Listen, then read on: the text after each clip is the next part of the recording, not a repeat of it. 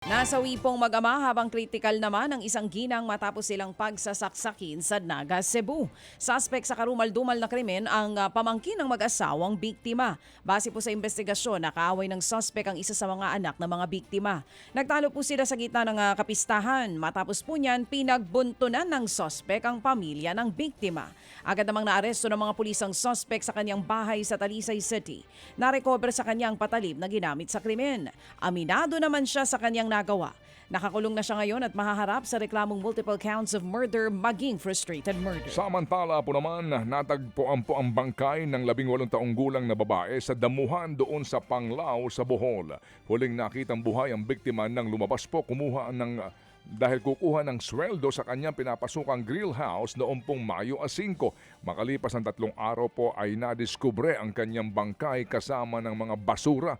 Kalaunan po ay sumuko sa mga pulis ang 37 anyos na tiyuhin ng biktima. Inamin niya ang krimen dahil umano sa sobrang galit at kalasingan. Nagkaroon daw kasi sila ng pagtatalo. May mga senyales daw po ng sexual assault pero hinihintay pa rin po ang resulta ng otopsiya para po ito'y makumpirma. Maharap ang suspect sa kasong murder. Patay naman ang matagpuan ng isang lalaki sa septic tank sa Davao City. Nakasilid ang bangkay sa isang plastic container. Nakagapos rin ang mga kamay at paa nito. Ayon sa mga pulis, posibleng sa ibang lugar pinatay ang biktima at itinapon lamang sa lugar. Hinihinalang 4 na araw mula nang itapon ito sa septic tank. Patuloy pa rin ang investigasyon. Patay ang 2 residente po nagkakabit lamang ng water pump sa Pamplona, Negros Oriental. Sa paunang investigasyon po'y unang bumaba ang isa sa mga biktima sa higit na 30 talampakang lalim ng hukay.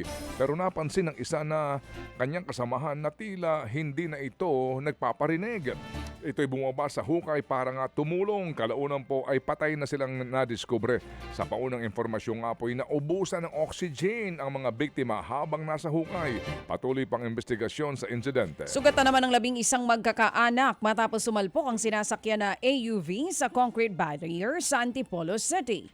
Tumagilid po ang sasakyan matapos sumalpok sa barrier. Ayon sa investigasyon, galing sa family outing ang mga sakay ng AUV. Nakatulog daw ang driver ng sasakyan. Nadala naman sa ospital ang mga sugatang pasahero. Hindi na rin magsasampa ng reklamo ang mga biktima sa kanilang driver.